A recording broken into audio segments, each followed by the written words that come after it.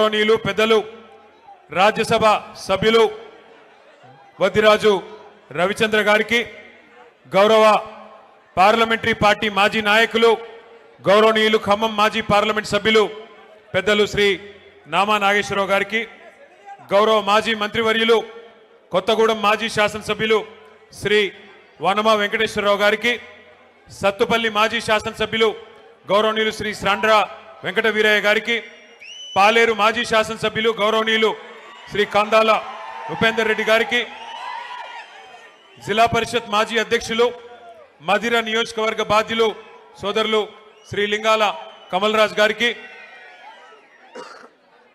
ఇల్లెందు మాజీ శాసనసభ్యురాలు సోదరి శ్రీమతి బానోత్ హరిప్రియ నాయక్ గారికి, గౌరవనీయులు వైరా మాజీ శాసనసభ్యురాలు సోదరి శ్రీమతి చంద్రావతి గారు, అశ్వరావుపేట మాజీ శాసనసభ్యులు అన్నగారు గౌరవనీయులు శ్రీ మెచ్చా నాగేశ్వరరావు గారు, గౌరవ మరొక మాజీ శాసనసభ్యులు అన్న శ్రీ తాటి వెంకటేశ్వర్లు గారు, సోదరులు గౌరవనీయులు శ్రీ ఆర్జేసి కృష్ణ గారు, రమణ గారు, తమ్ముడు మొన్ననే గ్రాడ్యుయేట్ ఎమ్మెల్సీ ఎన్నికల్లో మీ ఆశీర్వాదంతో పోటీ చేసి కొద్ది తేడాతోనే ఓడిపోయిన శ్రీ ఏనుగుల రాకేష్ రెడ్డి గారు, అట్లాగే మన మాజీ లైబ్రరీ చైర్మన్ కొత్తగూడెం భద్రాద్రి శ్రీ దిండిగాల రాజేందర్ గారు, ఖమ్మం మాజీ లైబ్రరీ చైర్మన్ శ్రీ కమర్ గారు, ఖమ్మం అట్లాగే మాజీ డిసిసిబి అధ్యక్షులు శ్రీ కూరాకుల నాగభూషయ్య గారు, గౌరవనీయులు శ్రీ ఉప్పల వెంకటరమణ గారు, గౌరవనీయులు బొమ్మెర రామ్మూర్తి గారు,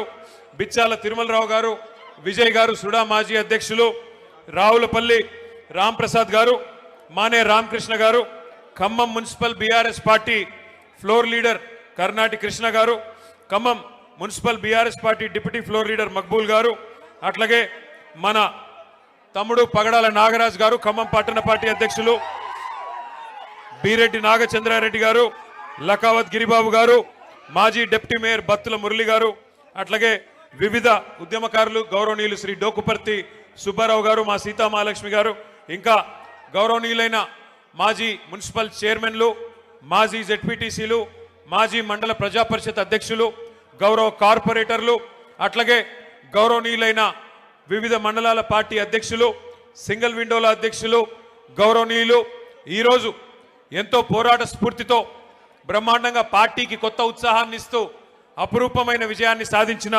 మా 127 మంది సర్పంచ్ సోదరులు సోదరీమణులు, 156 మంది ఉప సర్పంచ్ సోదరులు సోదరీమణులు, వారి గట్టిగా ఒకసారి చప్పట్లు కొట్టాలి అందరం కూడా.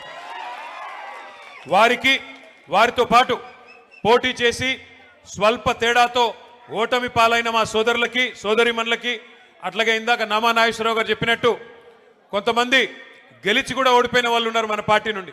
ఎందుకంటే గెలిచిన తర్వాత కాంగ్రెస్ పార్టీ తొండి చేసి మరి రిటర్నింగ్ అధికారులను మేనేజ్మెంట్ చేసి రీకౌంటింగ్ అని పెట్టి గెలిచిన వాళ్ళని కూడా ఓడినట్టుగా చూపెట్టిన మా తమ్ముళ్ళు కొంతమంది ఉన్నారు. మీకు అట్టే జరిగిందా? వారితో పాటు అభ్యర్థుల గెలుపు కోసం పనిచేసిన ప్రతి గులాబీ తమ్ముడికి, చెల్లెలకి, అక్కకి, అన్నకి, అందరికీ, పత్రికా మిత్రులకి పేరు పేరున అందరికీ హృదయపూర్వకంగా శిరస్సు వంచి నమస్కారం.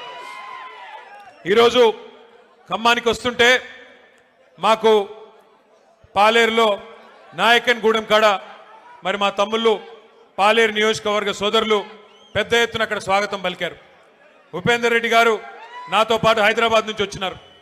ఉపేందర్ రెడ్డి గారు నేను అడిగినాను, అన్న ఎట్లా జరిగింది మీ నియోజకవర్గంలో సర్పంచ్ ఎన్నిక అని. వారు ఒకటే మాట చెప్పారు, కాంగ్రెస్ ఓటమికి రంగం సిద్ధమైంది, తొందరలోనే పల్లెల్లో ప్రజలు భరతం పట్టడానికి సిద్ధంగా ఉన్నారు, తొందరలో కార్పొరేషన్లో కూడా అదే జరగబోతోంది, మున్సిపాలిటీలో కూడా అదే జరగబోతోంది. తప్పకుండా మళ్ళీ ఈ క్వార్టర్ ఫైనల్స్ లో మంచి ఫలితాలే వచ్చినాయి, సెమీఫైనల్ రాబోతోంది, ఆ తర్వాత ఫైనల్లో మాత్రం తిరిగి ఖచ్చితంగా ఖమ్మం జిల్లాలో ఈసారి 7 నుంచి 8 స్థానాలు గెలుచుకొని మళ్ళీ కేసీఆర్ గారు ముఖ్యమంత్రి కాబోతా ఉన్నారని చెప్పి పెద్దలు ఉపేందర్ రెడ్డి గారు చెప్తా ఉన్నారు. ఇది నా మాటో మీ మాటో కాదు, అక్కడి నుంచి ఇక్కడ దాకా వస్తూ ఉంటే ప్రజల స్పందన, ప్రజల హావభావాలు, వారి మాటలు ఇవన్నీ కూడా వింటా వచ్చినాం. మధ్యలో ఒక దగ్గర కొద్దిసేపు టీ తాగుదామని ఆగినాం. అక్కడ పాలేరు నియోజకవర్గం ఎంటర్ అయిన తర్వాత టోల్ గేట్కి యువతల కొద్దిసేపు ఆగినాం. ఆగితే ఇద్దరు ముగ్గురు రైతన్నలు వచ్చారు. వచ్చి వాళ్ళ గోడు చెప్పుకుంటున్నారు. పాలేరు వాళ్ళు, అన్నా మా ఎమ్మెల్యే గారు ఇప్పుడు మంత్రిగా ఉన్నారు, వ్యవసాయ మంత్రి గారు మా జిల్లా ఇద్దరున్నారు, ఉప ముఖ్యమంత్రి కూడా మా జిల్లానే, ముగ్గురు మంత్రులు ముగ్గురు మొనగాళ్ళు ఉన్నారు. కానీ దురదృష్టం ఒక్క యూరియా బస్తా దొరకడం లేదు. ఎవరికి చెప్పుకోవాలి మేము, ఎవరికి చెప్పుకోవాలా అని రైతన్నలు వచ్చి అడుగుతుంటే వారిని నేను ఒకటే అడిగిన, మరి మార్పు మార్పు అన్నారు, మార్పు మార్పు అని ఓటేశారు, బాగున్నదా మార్పు అని అడిగిన. అంటే ఏం చెప్పాలన్నా, సరే జరిగింది జరిగింది, పాలిచ్చే గేదెని వద్దనుకుని తన్నే దున్నపోతుని తెచ్చుకున్నాము, తప్పదు కదా, అనుభవించక తప్పదు కదా అని చెప్పారు. రైతులు కూడా బాధపడతా ఉన్నారు. ఇవాళ నేను స్పష్టంగా చూస్తా ఉన్నా, ఖమ్మం ప్రజల్లో ఒక కాంగ్రెస్ పార్టీ మీద తీవ్రమైన వ్యతిరేకత, తీవ్రమైన కోపం కనబడతా ఉంది. సహజంగా మీరు అక్కడని నేను ఇక్కడంటే ఎవరికి వినబడుతుంది స్వామి, ఆగు. సహజంగా ఎప్పుడైనా స్థానిక సంస్థల ఎన్నికల్లో సహజంగానే నిజానికి అధికార పార్టీకి ఎంతో కొంత అడ్వాంటేజ్ ఉంటుంది. మీకు గుర్తుండాలి, మనం అధికారంలో ఉన్నప్పుడు పంచాయతీ ఎన్నికలు పెడితే కనీసం కాంగ్రెస్ వాళ్ళు ఎన్ని గెలిచారయ్యా అంటే వేళ్ల మీద లెక్క పెట్టుకోదగ్గర సంఖ్యలో తప్ప పర్ఫార్మెన్స్ లేదు. 10% లోపల తప్ప గెలిచిందేమీ లేదు. కానీ వాళ్ళ రాష్ట్ర వ్యాప్తంగా, ఒక్క ఖమ్మంలోనో కొత్తగూడెంలోనో కాదు, రాష్ట్ర వ్యాప్తంగా కనుక చూసినట్టయితే 40% సర్పంచులు మన వాళ్ళు గెలిచారంటే ఇది మామూలు విషయం కాదు. అది కూడా 2 ఏళ్లలోపే. 2 ఏళ్లలోపు జరిగిన ఎన్నికల్లో పరిస్థితి ఎట్లా ఉంది అంటే రానున్న రోజుల్లో పరిస్థితి ఎట్లా ఉండబోతోందో మనం అర్థం చేసుకోవచ్చు. తప్పకుండా ఒకటి మాత్రం పక్కా, ఇవాళ 2 ఏళ్లలోనే ప్రజలకు అర్థమైపోయింది. ఎన్నో ఆశలు, ఎన్నో అబద్ధాలు, ఎన్నో రకాల అలవిగాని హామీలు ఇవన్నీ ఇచ్చి అధికారంలోకి వచ్చింది కాంగ్రెస్ పార్టీ. 6 గ్యారంటీలు అన్నారు, 420 హామీలు ఇచ్చారు. పక్కా నియోజకవర్గం మదిర, నాకు ఇంకా గుర్తుంది, ఆ వీడియో కూడా ఇక్కడ వేద్దామంటే స్క్రీన్ లేదు. డిప్యూటీ సీఎంగా ఉన్న ఆనాటి సిఎల్పి లీడరు, మదిర ఎమ్మెల్యేగా ఆనాడున్న బట్టి విక్రమార్క గారు ఆ రోజు అన్న మాట ఇంకా నాకు నా చెవుల్లో ఇంకా వినబడతా ఉన్నది. గ్యారంటీ కార్డులు పట్టుకొని ఆ రోజు ఆయన చెప్తా ఉన్నాడు, భద్రంగా పెట్టుకోండి, గ్యారంటీ కార్డులు భద్రంగా దాచిపెట్టుకోండి, 100 రోజుల్లో ఇది చాలా విలువైన కార్డు, ఈ కార్డుని మరి భద్రంగా పెట్టుకుంటే 100 రోజుల తర్వాత మా గవర్నమెంట్ రాగానే 2,500 మహిళలకు ఇస్తాం, 4,000 రూపాయలు ముసలోళ్ళకి ఇస్తాం, తులం బంగారం ఇస్తాం, 2 లక్షల ఉద్యోగాలు ఇస్తాం, భద్రంగా పెట్టుకోండి కార్డు అన్నారు బట్టి గారు. మరి ఇవాళ నేను బట్టి గారిని అడుగుతున్నా, బట్టి గారు 100 రోజులు కార్డును పెట్టుకోమన్నారు, మరి ఇప్పుడు 2 ఏళ్ళు అయిపోయింది, ఇప్పుడు ఎక్కడ పెట్టుకోవాలి కార్డు, ఎక్కడ పెట్టుకోమంటావు ఇప్పుడు కార్డు చెప్పు. ఎక్కడ పోయింది నీ 2,500, ఎక్కడ పోయింది 4,000 పెన్షను, ఎక్కడ పోయింది తులం బంగారం, ఎక్కడ పోయినాయి స్కూటీలు, ఎక్కడ పోయినాయి విద్యా భరోసా కార్డులు, ఎక్కడ పోయినాయి 1,00,000 కోట్ల బడ్జెట్, బీసీలకి 42% రిజర్వేషన్లు, చెప్పుకుంటూ పోతే 420 హామీలు. ఒకటి కాదు, 2 కాదు, సర్వభ్రష్ట ప్రభుత్వం ఇది. సర్వత్రా అందరినీ మోసం చేసిన ప్రభుత్వం. అక్కడ మా తమ్ముళ్ళు 30% అని పట్టుకున్నారు. అది ఎవరి గురించో మీకు తెలుసు. ఒక మంత్రి కాదు, మీ జిల్లాలో అందరు మంత్రులు 30% నడిపిస్తున్నారు. బీ ట్యాక్స్ 30%, ఇక్కడ పక్కన పీ ట్యాక్స్ బాంబులేటి మంత్రి గారికి ఆయన ట్యాక్స్ కూడా 30%. ఏ భూమి ఆయన దగ్గర పోయినా 30% నాకు ఇచ్చేయమని అడుగుతున్నాడు బాంబులేటి గారు. అట్లాగే ఇక్కడున్న తుమ్మల గారు కూడా, ఆయన కూడా అదే పనిలో ఉన్నాడు. ఎవరికి వాళ్ళు ముగ్గురు ఇవాళ ఏ ఒక్కరు కూడా జిల్లాకి పనికొచ్చే ఒక్క పని కూడా చేయడం లేదు. ముగ్గురు మోసగాళ్ళు, మొనగాళ్ళు కాదు. ఒకటి మాత్రం వాస్తవం, ఈ ముగ్గురు మోసగాళ్ళకి అసలైన నాయకుడు ఎవడా అంటే అలీబాబా పైనున్నాడు. ఇక మీరు చూస్తానే ఉన్నారు ఆయన కథ. అయితే నోరు బారేసుకోవడం, జర్ర జర్ర జర్ర జర్ర జర్ర జర్ర జర్ర తొందరపడక నన్ను మాట్లాడి, ముందే గొంతు బాలేదు మాట్లాడి. నేను ఒక్కసారి మీరు దయచేసి ఆలోచించాలని కోరుతా ఉన్నా. 2 ఏళ్ళు అయిపోయింది, ఎన్ని ఈస్ట్ మన్ కలర్లో సినిమాలు చూపెట్టారు, అద్భుతమైన రంగుల కళ లాంటి సినిమా. మీకు ఇది ఇస్తాం, అది ఇస్తాం, అది చేస్తాం, ఇది చేస్తాం. 2 ఏళ్లలో ఏం చేశారు ఖమ్మానికి నేను అడుగుతున్నా. ఈ జిల్లాలో కేసీఆర్ గారు 7.5 లక్షల ఎకరాలకు నీళ్ళు ఇవ్వాలని చెప్పి, గోదావరి జలాల మీద పూర్తి హక్కు ఖమ్మం జిల్లాకి దక్కాలని చెప్పి ఎందుకంటే మీ తర్వాత కిందికి ఆంధ్ర నుంచి కిందికి సముద్రంలోకి నీళ్లు పోతాయి. తెలంగాణలో కిందేమీ లేదు, ఇంకా ఖమ్మం తర్వాత, కొత్తగూడెం తర్వాత.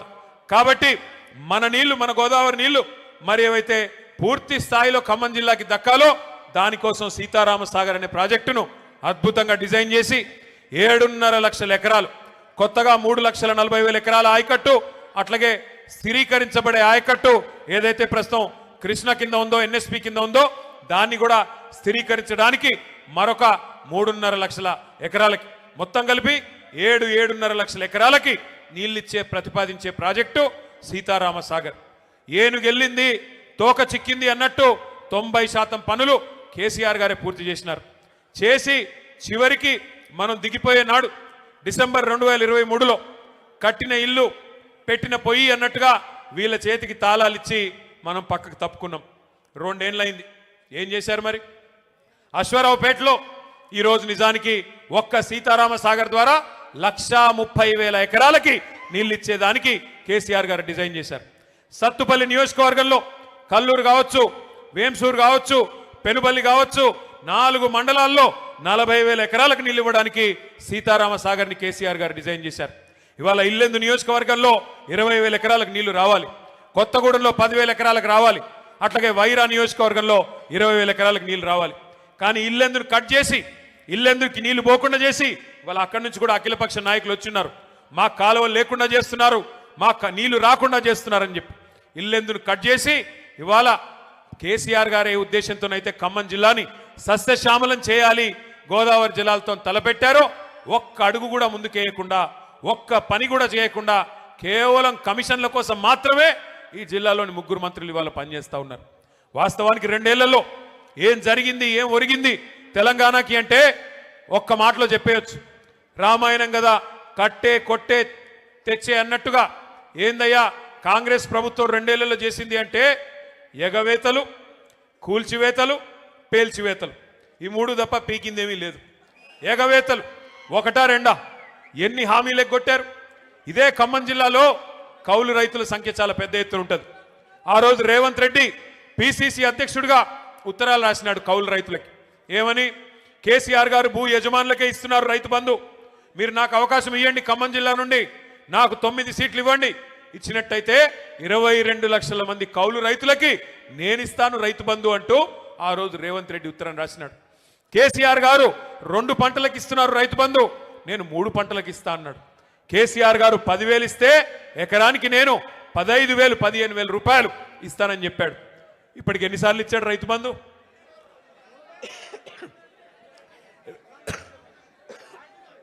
బూతులొద్దు కానీ 15,000 ఇస్తానని చెప్పి 12,000 కుదించి అది కూడా ఇప్పటికి ఇచ్చింది ఒక్కసారి. 2 సార్లు ఎగ్గొట్టిండు. మొదటిసారి కేసీఆర్ గారు పెట్టిందే ఆ 5,000 రూపాయలు ఇచ్చాడు తప్ప ఒక్కసారి. 2 ఏళ్లలో ఈ ప్రభుత్వం రైతు బంధు వేసింది ఒక్కసారి, అది కూడా తగ్గించి 15,000 అని చెప్పి 12,000 కుదించి అది కూడా మొన్న ఒక్కసారి వేశారు. మళ్ళీ ఇప్పుడు సంక్రాంతి పండుగ రాబోతా ఉంది. మరి ఇప్పుడు వేస్తారో వేయరో ఎవరికి తెలియదు. ఎంత దారుణం అంటే కౌలు రైతులను మర్చిపోయారు, 3 పంటలకు రైతు బంధు ఇస్తామన్నది మర్చిపోయారు, 15,000 మర్చిపోయారు. రైతు కూలీలకు పెద్ద పెద్ద కానీలు చెప్పారు. రైతు కూలీలకు కూడా నెలకు 1,000 రూపాయలు చొప్పున ఇస్తామన్నారు. 25 నెలలు అయిపోయింది.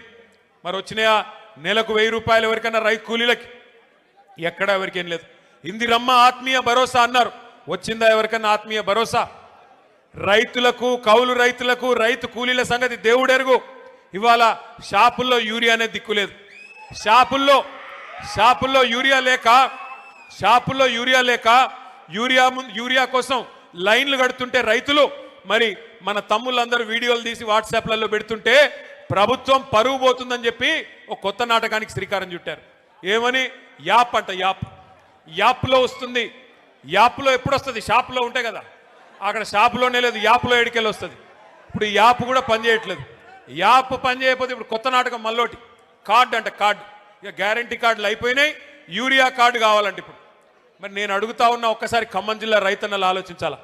కేసీఆర్ గారు 10 ఏళ్ళు పరిపాలించినప్పుడు ఏ యాప్ అవసరం పడలేదు, ఏ కార్డు అవసరం పడలేదు. ఆటో వాడికి 4 రూపాయలు ఇస్తే బాయికాడికి తీసుకొచ్చి బంగారం లాగా 6 కావాలంటే 6, 10 కావాలంటే 10 యూరియా బస్తాలు బాయికాడికే వచ్చేది.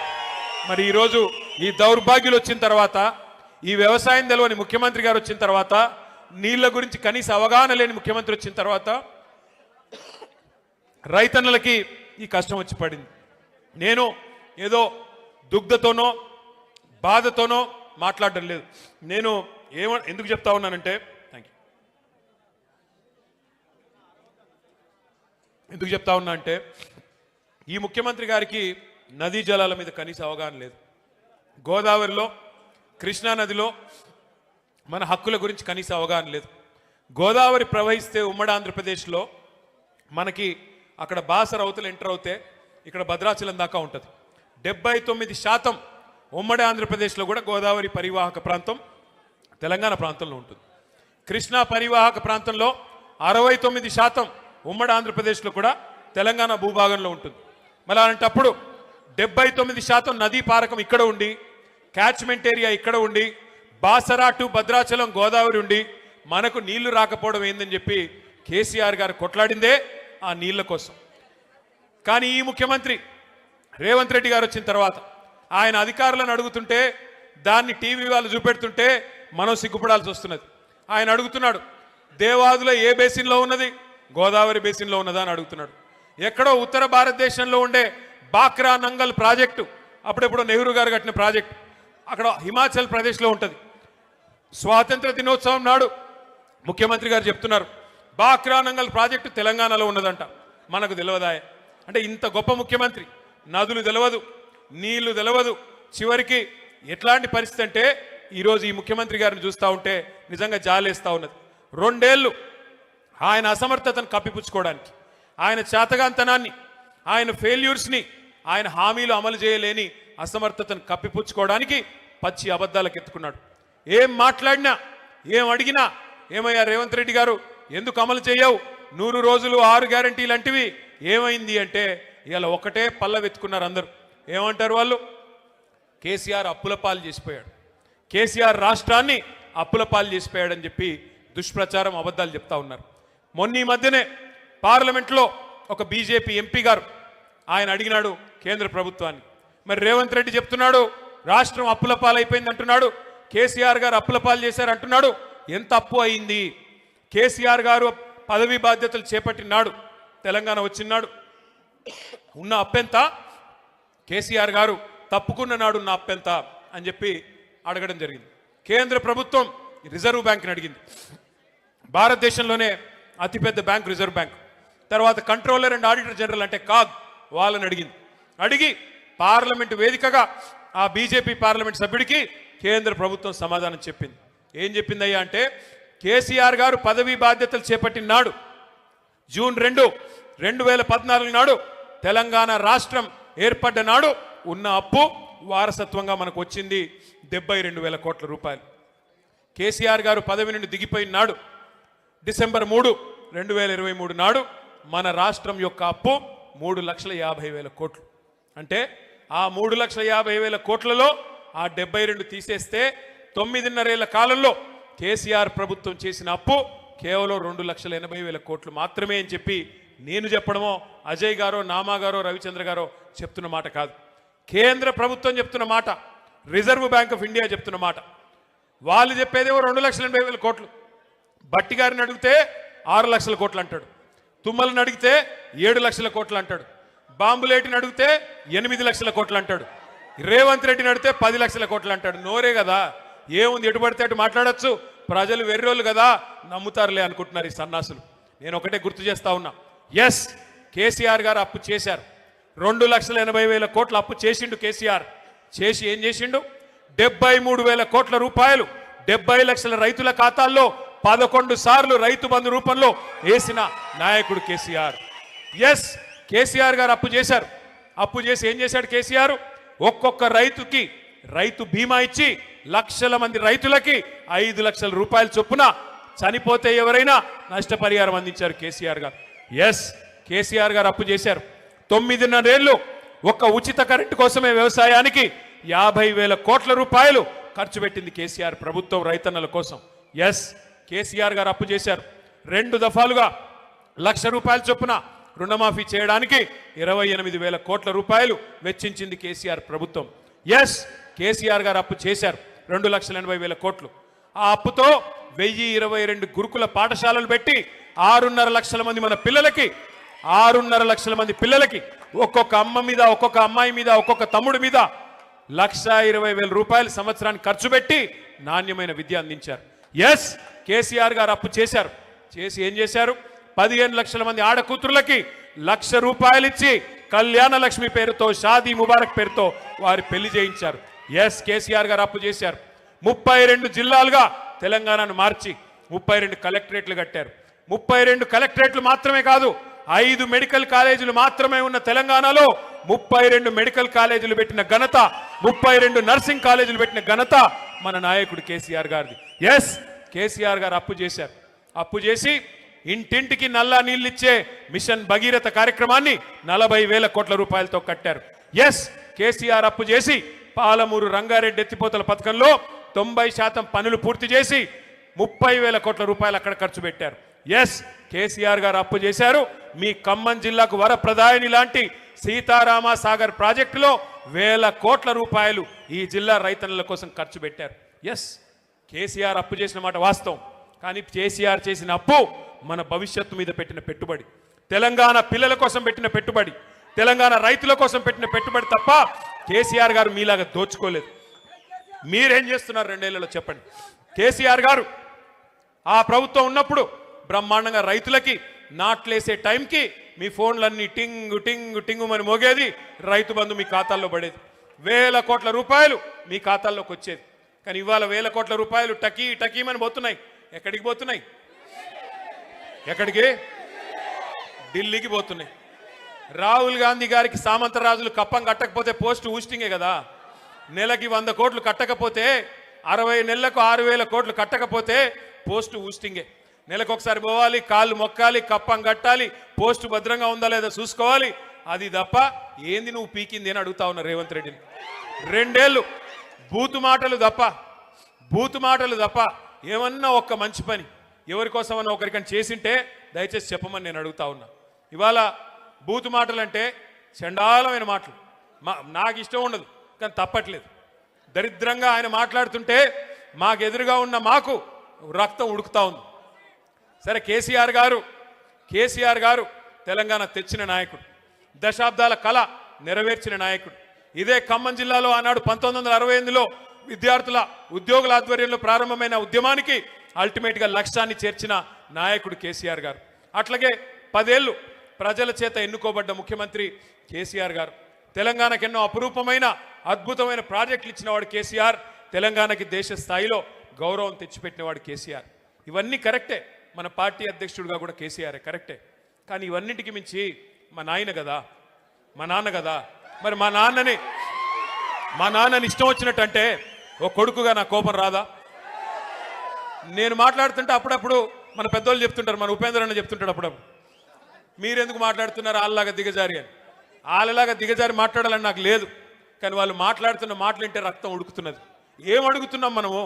ఏమైందయ్యా? కౌలు రైతులకు డబ్బులు ఇస్తానంటివి, కౌలు రైతులకు రైతు బంధు అన్నావు కదా, 22 లక్షల మందికి ఉత్తరం రాస్తేవి కదా, కౌలు రైతుల పక్షాన్ని అడుగుతున్నా. ఏది రైతు బంధు అంటే ఏమంటాడు? నీ లాగులో తొండలు వదులుతా అంటాడు. ఏమైందయ్యా? మహిళలకు ఇస్తానన్న 2,500 అంటే నీ గుడ్లు బీకి గోటీలు ఆడతా అంటాడు. ఏమైందయ్యా? 2 లక్షల ఉద్యోగాలు మా తమ్ముళ్ళకి ఇస్తానంటివి కదా, మొదటి సంవత్సరంలోనే 2 లక్షల ఉద్యోగాలని అశోక్ నగర్ చౌరస్తాకొచ్చి నువ్వు నీ రాహుల్ గాంధీ సొల్లు కబుర్లు చెప్తిరి కదా, ఏమైనాయి 2 లక్షల ఉద్యోగాలంటే నీ పేగులు తీసి మెడలు వేసుకుంటా అంటాడు. ఏం చేయాలా? ఇట్లా మాట్లాడితే ఏమనాలా? తప్పట్లేదు. ఇంకా గౌరవం ఏంటంటే ఆయన ఏడుపోయిందో నాకు అర్థం కాదు, తెల్లారు లేస్తే ఆ ఫ్రస్ట్రేషన్ ఏందో నాకు అర్థం కాదు. ఆల్రెడీ అడ్డిమారి గుడ్డి దెబ్బలో వచ్చి ముఖ్యమంత్రి పదవిలో కూర్చున్నావు, పేమెంట్ కోటాలో సీటును కాపాడుకుంటున్నావు, హ్యాపీగా పని చేసుకో.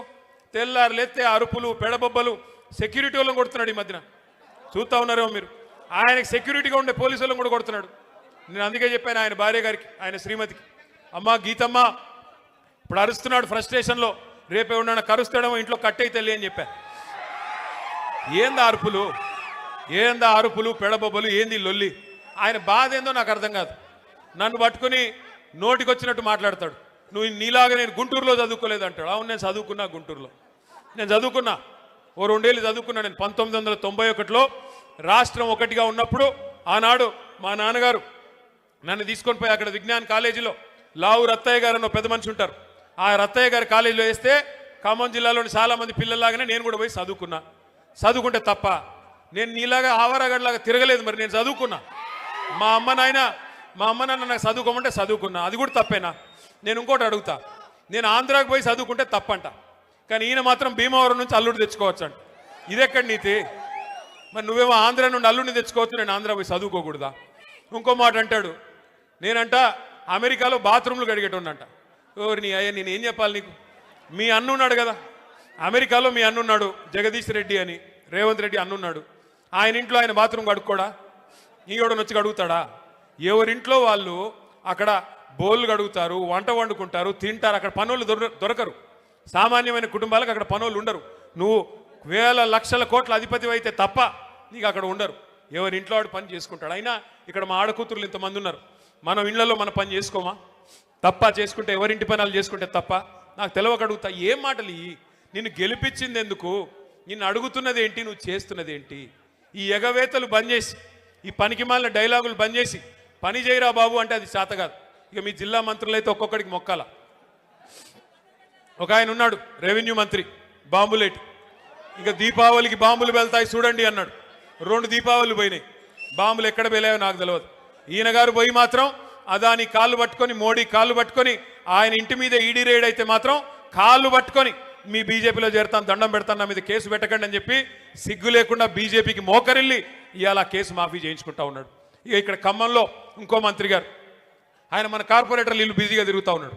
కార్పొరేటర్ల ఇంటి చుట్టూ తిరుగుతూ ఇవాళ నేను ఇక్కడికి వస్తున్నా అంటే ఒక 3 కార్పొరేటర్లు వేసుకొని పోయి రేవంత్ రెడ్డి కాడ కూర్చోబెట్టిండట.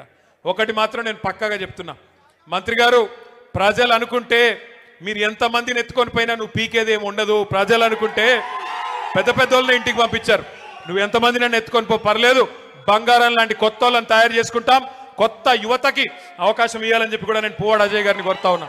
కొత్త వాళ్ళకి అవకాశం ఇవ్వండి. బంగారం లాంటి నాయకులు ఉన్నారు, మనకి చాకులు లాంటి పిల్లలు ఉన్నారు, అవకాశం ఇవ్వండి.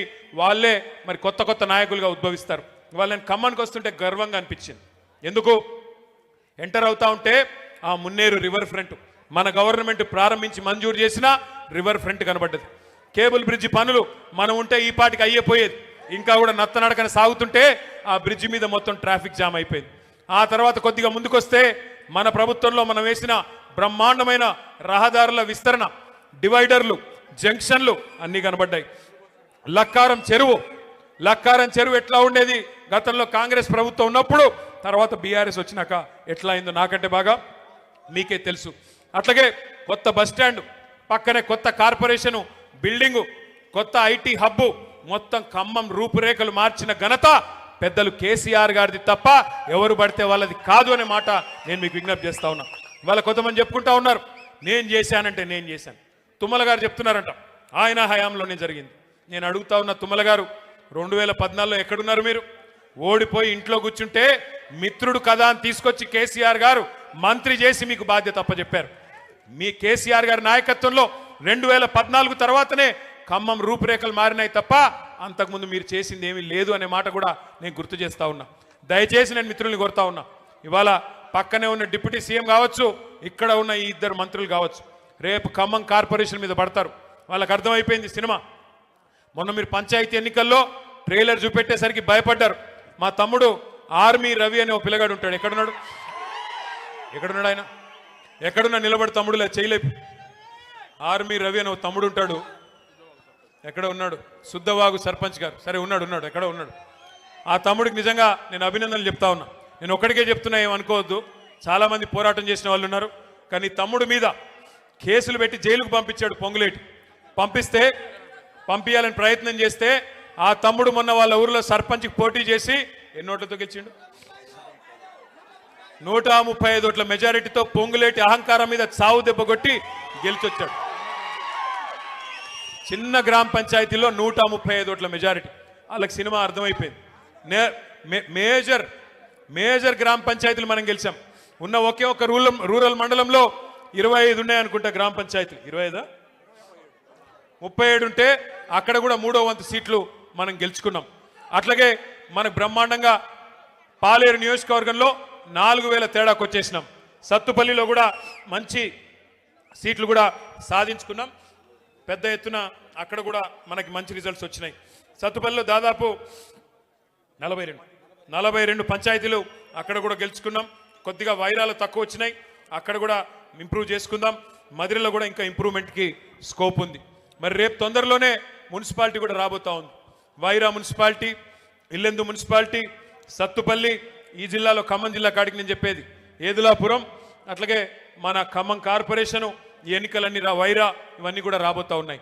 నేను గెలిచి వచ్చిన సర్పంచ్లకు కూడా నేను ఒకటే కోరుతా ఉన్నా, మీరెవ్వరికి భయపడే పని లేదు. తెలుసు ఇక్కడంతా గూండారాజ్యం నడుస్తుంది ఖమ్మం జిల్లాలో. అంటారు కాంగ్రెస్ ఎమ్మెల్యేలు, కాంగ్రెస్ మంత్రులు, మీరు మా దగ్గరికి రాకపోతే, మా పార్టీలో చేరకపోతే మీకు ఇందిరమ్మ ఇండ్లు ఇవ్వమంటారు, బెదిరిస్తారు.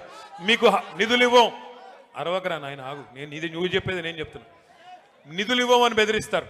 నేను మీ అందరికి ఒకటే విజ్ఞప్తి చేస్తా ఉన్నా, మనకి ఎవ్వడి మెహర్బానీ అవసరం లేదు. మీకు రక్షణగా గెలిచిన సర్పంచ్లకి మీకు రక్షణగా ఉండేది డాక్టర్ బాబాసాహెబ్ అంబేద్కర్ రాసిన రాజ్యాంగమే మీకు రక్షణ అనే మాట నేను విజ్ఞప్తి చేస్తా ఉన్నా. రాజ్యాంగంలో అంబేద్కర్ గారు స్పష్టంగా రాశారు, భారతదేశంలో 5 అంచెల్లో ప్రభుత్వాలు ఉంటాయి. పైన కేంద్ర ప్రభుత్వం, కొద్దిగా కిందికి వస్తే రాష్ట్ర ప్రభుత్వం, ఆ తర్వాత జిల్లా స్థాయిలో జిల్లా పరిషత్తు, దాని కిందికి వస్తే మండల పరిషత్తు, మున్సిపాలిటీలు, కింద గ్రామ పంచాయతీలో సర్పంచ్ గారు. గ్రామ పంచాయతీ సర్పంచ్ పవర్ ఏంటి అంటే, రాష్ట్రానికి ముఖ్యమంత్రి ఎట్లానో అట్లాగే గ్రామ పంచాయతీకి సర్పంచ్ కూడా అదే పవర్ ఉంటుంది. మీకు మీరు ఎవరికి భయపడాల్సిన పని లేదు. ఫైనాన్స్ కమిషన్ ఇచ్చే డబ్బులు మీకు రాజ్యాంగబద్ధమైన హక్కుగా ఎవరి మెహర్బానీ కానీ ఇంకోటి కానీ అవసరం లేకుండా డైరెక్ట్గా పంచాయతీల ఖాతాల్లోకి రావాలి. ₹1 ఫైనాన్స్ కమిషన్ డబ్బులు విడుదలైతే అందులో 85% డైరెక్ట్గా గ్రామ పంచాయతీ అకౌంట్లోకి వస్తాయి. ఒక 10% మీకు మండల పరిషత్ అకౌంట్లోకి, 5% జిల్లా పరిషత్ అకౌంట్లోకి వస్తాయి. అట్లా ₹1 సద్వినియోగం కావాలి. కేసీఆర్ గారి ప్రభుత్వం ఉన్నప్పుడు ₹1 ఫైనాన్స్ కమిషన్ వాళ్ళు రిలీజ్ చేస్తే మరొక ₹1 మనం రాష్ట్ర ప్రభుత్వం నుండి రిలీజ్ చేసి పల్లె ప్రగతి అనే కార్యక్రమానికి శ్రీకారం చుట్టి నెల నెల టంచన్గా డబ్బులు ఇచ్చేవాళ్ళం. అందుకే భారతదేశంలో ఉత్తమ పంచాయతీలు ఎక్కడున్నాయి టాప్ 20 అని తీస్తే 20కి 20 కూడా మన తెలంగాణలో ఉన్నాయని చెప్పి కేసీఆర్ గారి ప్రభుత్వంలో ఆనాడు కేంద్ర ప్రభుత్వం కూడా అవార్డులు ఇచ్చింది. భారతదేశంలో ఎక్కడ ఏ రాష్ట్రంలో ప్రతి గ్రామానికి ట్రాక్టరు, ప్రతి గ్రామానికి ట్యాంకరు, ప్రతి ఊర్లో ఒక వాటర్ ట్యాంకు, ప్రతి ఇంటి ముందు నల్ల, ప్రతి ఊర్లో ఒక డంపింగ్ యార్డు, ప్రతి ఊర్లో ఒక వైకుంఠధామం, ఇట్లాంటి అద్భుతమైన కార్యక్రమాలు భారతదేశంలో ఎవరు చేయలేదు. హరితహారం లాంటి కార్యక్రమం భారతదేశంలో ఎక్కడా చేయలేదు. అందుకే కేసీఆర్ గారి నాయకత్వంలో అటు పల్లెలు బాగు చేసుకున్నాం, ఇటు పట్టణాలు బాగు చేసుకున్నాం, సర్వత్రా అభివృద్ధి సాధించాం. కానీ ప్రజలు ఒక ఒరవడిలో, మీరేమనుకున్నారంటే ఖమ్మం జిల్లా వాళ్ళు చాలామంది, నేను చెప్పేది నిజమా కాదా చెప్పండి, మీరు నేను చెప్పేది నిజమా కాదా ఒకసారి ఆలోచించి చెప్పండి. ఏమనుకున్నారు మీరంటే, పోతే గీతే మా ఒక ఎమ్మెల్యే పోతాడు, కేసీఆర్ గారు అయితే ఉంటారు కదా అనుకున్నారు. అవునా అనుకున్నారు? నిజమేనా? పోతే మా ఎమ్మెల్యే పోతాడేమో, కేసీఆర్ గారు అయితే ఉంటారు అనుకున్నారా? అట్లా మీరు కొద్దిగా అరుపులు తగ్గిస్తే నేను మాట్లాడతాను. అట్లా అన్ని నియోజకవర్గాల వాళ్ళు అనుకున్నారు మీ జిల్లాలో. అందుకే ఏమైంది, అన్ని సీట్లు పోయింది. దయచేసి ఈసారి అట్లాంటి తప్పు చేయబాకండి. ఒకసారి బీ ఫార్మ్ ఇచ్చిన తర్వాత కారు గుర్తు మీద ఎవరైనా అభ్యర్థి మున్సిపల్ ఎన్నిక కావచ్చు, జిల్లా పరిషత్ ఎన్నిక కావచ్చు, శాసనసభ ఎన్నిక కావచ్చు, పార్లమెంట్ ఎన్నిక కావచ్చు, గల్లీ టు ఢిల్లీ ఏ ఎన్నికైనా కావచ్చు, కారు గుర్తు మీద ఎవరు వచ్చినా కేసీఆర్ గారే నిలబడ్డారనుకొని కళ్ళు మూసుకుని కారు గుర్తు కొట్టేయండి తప్ప దయచేసి కోపాలు, తాపాలు, భిన్న అభిప్రాయాలు మనకొద్దు. మనం ఐకమత్యంగా పోరాటం చేస్తే ఇంత అద్భుతమైన నాయకత్వం ఈ వేదిక మీద మీకుంది. అన్ని కులాలు, అన్ని మతాలు, అన్ని సీనియర్లు ఉన్నారు, జూనియర్లు ఉన్నారు, అందరూ ఉన్నారు. కాబట్టి మనం గట్టిగా ఐకమత్యంగా పనిచేస్తే ఖచ్చితంగా వచ్చే శాసనసభ ఎన్నికల్లో 7-8 సీట్లు ఉమ్మడి ఖమ్మం జిల్లాలో తప్పకుండా గెలుస్తామన్న విశ్వాసం నాకుంది. దయచేసి కాకపోతే నేను మిమ్మల్ని కోరేది, మనం తొందరలోనే మున్సిపల్ ఎన్నికలు ముగిసిన తర్వాత సభ్యత్వ నమోదు కార్యక్రమం, కొత్త కమిటీల ఏర్పాటు, అవన్నీ కూడా ఉంటాయి. మండల కమిటీలు కానీ, జిల్లా కమిటీలు కానీ, నియోజకవర్గ స్థాయిలో పదవులు కానీ కొత్తగా చాలా మందికి ఇచ్చుకునే అవకాశం కూడా ఉంటుంది.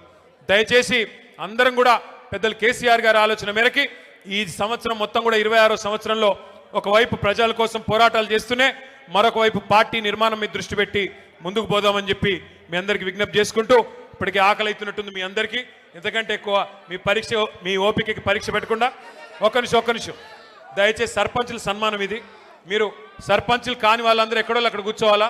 సర్పంచులు సన్మానం అయిన తర్వాత మిగతా వాళ్ళని కలుద్దాం. దయచేసి ఓపికగా సహకరించాలని చెప్పి కోరుతూ మళ్ళీ ఒకసారి పేరు పేరున మీ అందరికీ నమస్కారాలు తెలియజేస్తూ జై తెలంగాణ. దయచేసి